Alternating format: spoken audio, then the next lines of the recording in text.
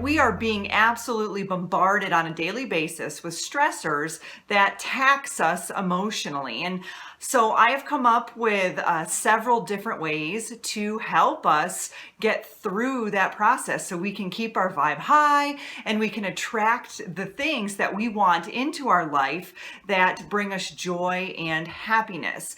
So the first thing that you need to do in order to emotionally detox your life is to decrease the number of distractions that you have. And I know sometimes that can be really difficult, but let me go through some of the ways that I have been able to decrease certain distractions and see if these are some things that could apply to you to help you raise your vibe and emotionally detox. So number one, television. I come from a background of advertising and marketing, so a lot of the classes that I took revolved around subliminal messaging. And until I took those classes, I had no idea that I was being programmed through several different ways, through television, through radio, through commercials, and all of those different concepts that we watch on a regular basis. We may not even realize that we could have the television on in another room and we could be focusing on cooking dinner and we are still getting subliminally programmed through the television. So there is a lot of things that we can do is just, don't watch the commercials. Sometimes a lot of that programming is in the commercials. I'm a really big fan of on demand or taping it on a DVR, recording it.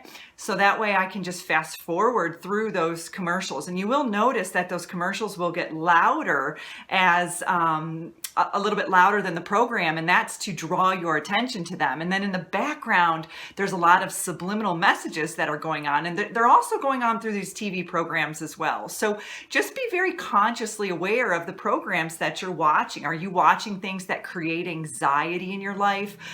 Do you notice that when you watch a show, you have a hard time falling asleep afterwards? It could be because you're being subliminally programmed, and it's creating in your subconscious mind certain emotions that are coming to the surface that you aren't even really realizing are happening, and you think that you're decompressing watching these shows, but really it's kind of amping you up in the background. So be very consciously aware of what you're watching on television, and really try to limit the amount of television that you're watching if you can possibly do that. Another thing that you can do to decrease your distractions is social media. Okay, so for me, my Facebook page many years ago used to be really stressful. I was getting all of these things thrown at me and I felt like I wasn't in control. I decided to take control of my Facebook page. I started unfollowing people and pages that just weren't bringing me joy, that may have causing me anxiety or stress when I would look at my Facebook page. I started to turn off the alerts. If I was getting alerted by certain things, I started to turn them off. And what that reminded me of is when I worked in a hospital setting, I would walk into the unit and all these bells and whistles were going off, and I noticed that my anxiety would increase because of all of the sounds around me. So you have control over those sounds and what's going on, with your particular social media. Unfollow the drama and all the negativity. If you have certain friends who are posting all the time about dramatic things or they're just super negative, unfollow them. They don't realize that you've unfollowed them. You don't have to unfriend them, just unfollow them or snooze them for 30 days. You'll begin to notice that when you start to eliminate those things on your social media page, it'll actually be enjoyable to follow your Instagram or your Facebook page. For me, I like to follow things that make me happy, peaceful things, nice things, things that have positive, uplifting spirit behind them. So you absolutely have control of all of your social media. You just need to sit down and prioritize and go through it and unfollow those things that aren't bringing you joy. Another way to decrease your distractions is your cell phone. A lot of my friends are like, oh, I get all these news alerts on my cell phone. I don't get news alerts on my cell phone because I shut them off. I don't need those news alerts. I want to be in control of what I read and the information that's coming to me. If I want to go find out something, then I'm going to go into the internet and research it myself. I don't need all of these things being pushed at me. That's causing me stress. That's causing me anxiety. So turn off your news alerts. You can totally do that. Turn off your ringer. You don't really realize how much that ringer will spark something in your subconscious mind. For me specifically, if I hear certain ringtones, it reminds me of a person. So we are subconsciously being programmed by those ringers and those ringtones. Turn on vibrate, so much more calmer, so much more smoother, or find some sort of a ringtone that sounds nice and relaxing, not something that's like, meh, meh, meh. When you go to pay at the, at the cash register and that thing starts buzzing at you and beeping at you, that creates anxiety in the background in your subconscious mind. Don't sleep with the phone next to your head. Not only is it very distracting and it takes away from your natural REM cycle if those alarms are going off, it also is shooting out artificial electromagnetic frequencies that are really, really bad for you. You do not want your phone next to your head. Set it somewhere in your bedroom. You can put it, on a different table or on your dresser or somewhere else, but turn off that ringer. You can keep your vibrate on, the vibrate mode on if you feel like you have to keep it on. But what's happening is as you're getting those alerts, you're breaking up your sleep throughout the night, and that's causing distractions. So you're not having a good night's rest. Another way to decrease your distractions is to avoid office gossip and negativity. If you find yourself really being involved in that and engaging in it, then don't engage in it. It's causing more anxiety and more stress on a subconscious level. So if you can step away from that or just not participate in it, what's going to happen is you aren't going to attract it anymore into your life. Those people who are bringing you that negativity and that gossip are going to be the ones who are feeding off of your energy. So the more that you participate or you engage, you are handing over your energy to those individuals. So just shut it off. Just don't participate. Another way is to just avoid the personal drama in general. Do not engage at all, whether it's at work or at home. What's happening is every time you engage, it lowers your vibration. It sucks away your vital life force energy. So just don't hand that over to those people. They're waiting for you to engage.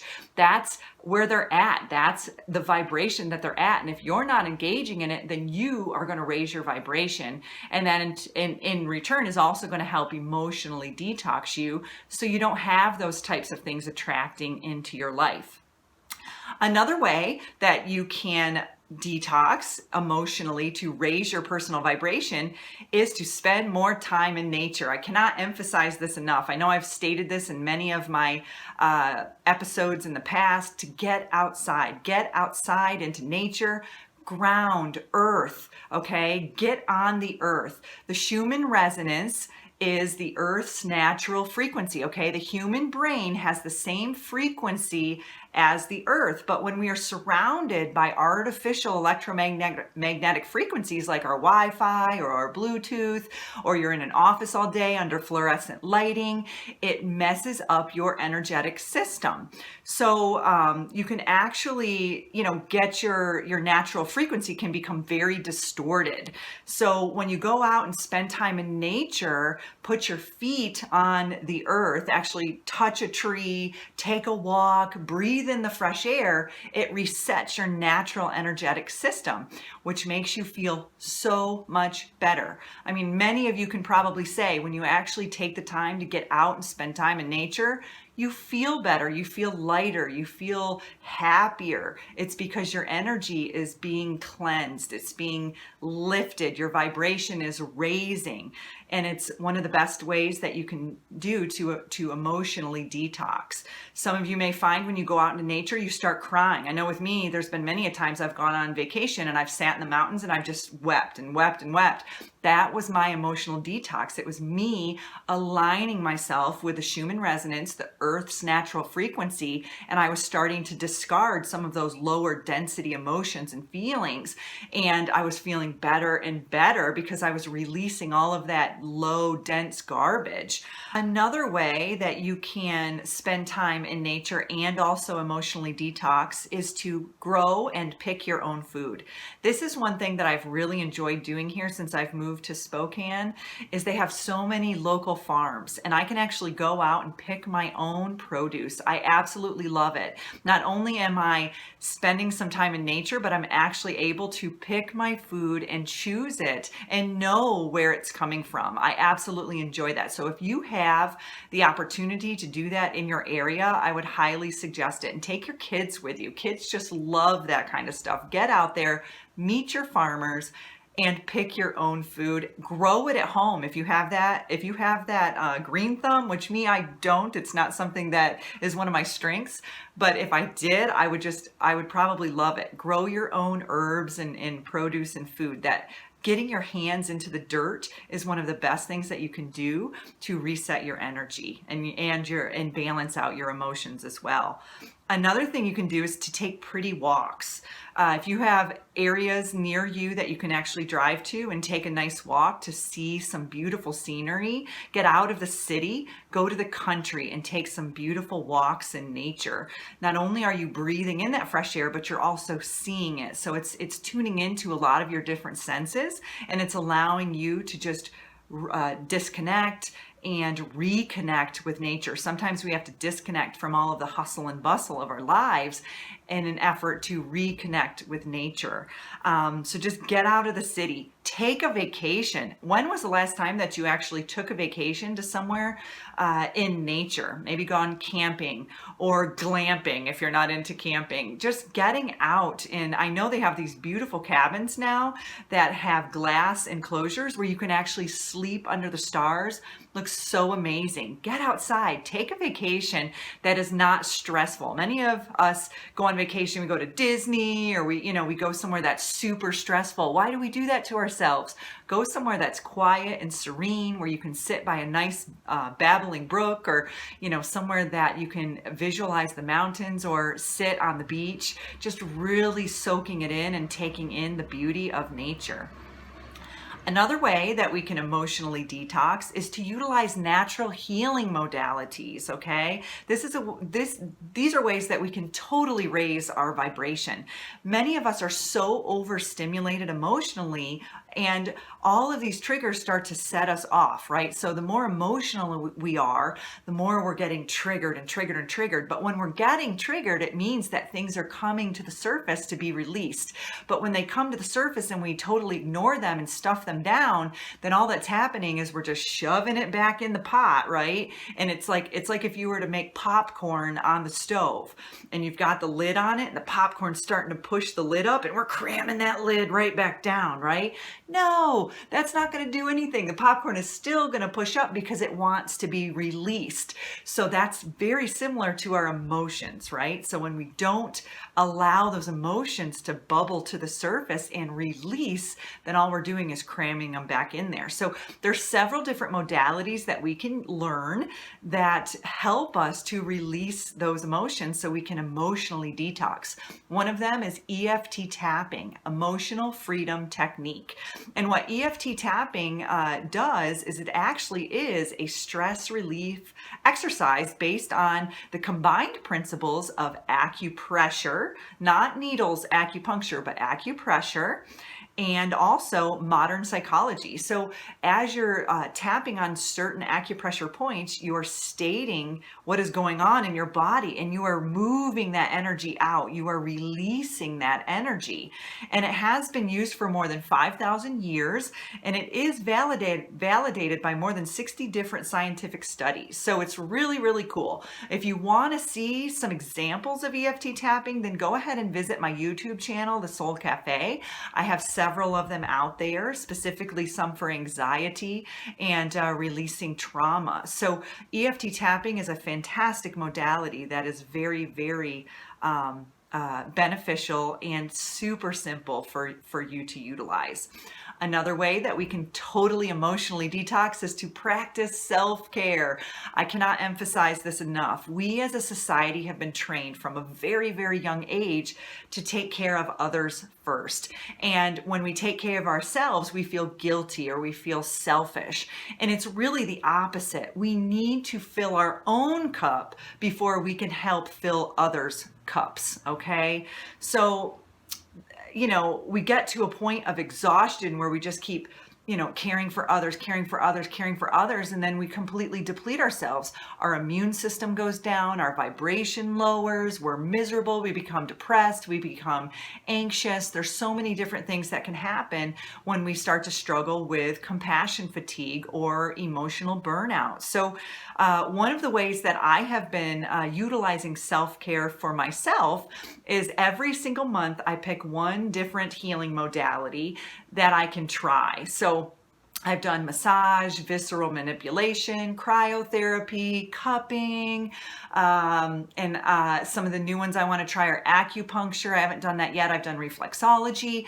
There's so many different things that you can do. And if you want some ideas, then also check out my YouTube channel. I've got some ideas on there that you can kind of help you along on that natural healing path if you're really interested in learning more about different modalities. But for me, it's been really fun. I've gotten a chance to not only take care of myself, but meet new people, meet people who are also interested in natural healing. And it's been really, really wonderful for me. So self-care doesn't have to be this grandiose going to the spa, spending $500.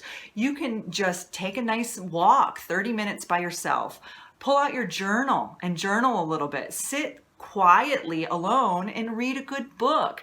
These are things that help you to decompress from the stressors of everyday life and allow you to help yourself emotionally balance and stay in harmony with your mind, body, and your spirit, okay? So another way that you can emotionally detox is to choose healthy choices, all right? And that starts with our food. We want it, when we eat better, we feel better, right? So garbage in, garbage out.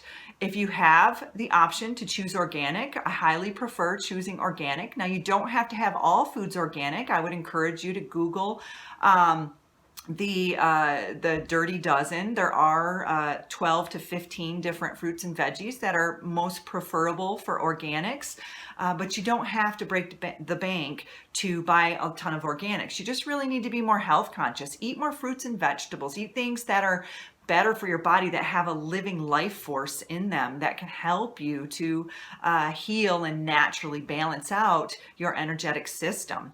Creating a good positive work-life balance. Stop putting in those long hours if it's burning you out. I mean, what are you doing? Are you working 80 hours a week and you're getting home and you're just not enjoying your life? Who wants to do that? Take a look at that and try to prioritize your lifestyle. Try to make a little bit more balance between your work and your play, and you will begin to notice that you may notice things in your life that you hadn't noticed before, because oftentimes when we're overworked and overstressed, we're on autopilot and we aren't even looking at the things around us. We aren't even recognizing what's the beauty in the world. I know for me, it was just like I was just going to work, coming home, going to work stressed out, coming home stressed out, and I wasn't actually tuning in to the world around me. I was just kind of in my own little tunnel. So try to create some balance there. Follow your passions. Try to do something, once a week, once a month, that brings that spark into your life. What are you passionate about? Maybe it's painting, maybe it's singing, maybe it's exercising, whatever it is, do something that you're passionate about. The more you do that, the more you are in alignment with your soul's highest purpose, the more you raise your vibration. And protect your energy. Who do you spend the most time with? Are they fueling you? Are they depleting you? Hang out with people that make you feel good. Do things that bring you joy in your life. Hang out with people that bring you joy in your life. Emotions are our messengers, and if you ignore that emotion, then you're missing out on that message. So the more that we, start to become consciously aware of what our emotions are, to get off of that autopilot mode and to be more conscious of those emotions bubbling to the surface, then we can heal them, we can release them, we can let them go. So those are my tips to help you raise your personal vibration, to release some of that emotional baggage in your life. I really would love to hear some of the ways that you emotionally detox your life, and ways that you help your family do that as well. So I hope this was helpful.